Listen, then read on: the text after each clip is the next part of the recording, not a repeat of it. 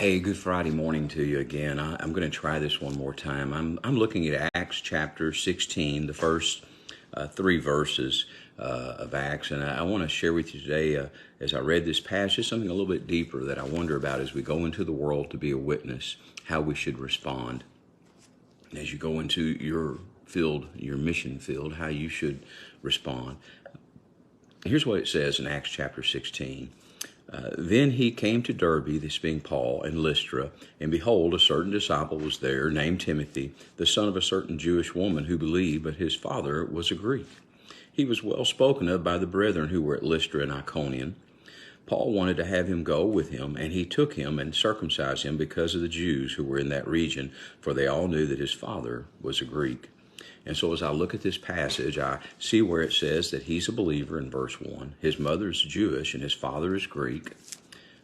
And I see in verse 2 that he's well spoken of by the brethren, the other believers in Lystra and Iconium. But in verse 3, suddenly I see that Paul takes and circumcises him because he wants him to go with him into the area where the Jews are, because of the Jews in that region. I wonder how that worked for Paul and Paul's mind, because we see in another place where Paul says he opposed Peter face to face because Peter was dealing with the Gentiles, but when the Jews showed up, he shunned the Gentiles and then would only talk with the Jews. And Paul said that isn't right because God's not a respecter of persons. And yet I see where he requires Timothy to go through this circumcision, something that makes him look more Jewish and acceptable to the Jews, when it had nothing to do with his faith.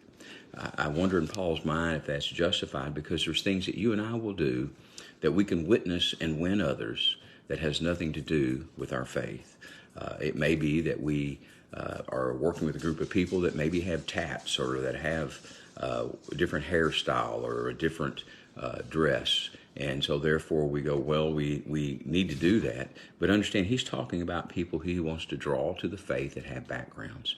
As you go into your mission field today, don't change who you are, but do change sometimes your approach, your method, that they might hear the gospel from you, that you won't be offensive to them for your appearance, but the gospel will be offensive, and always share the gospel.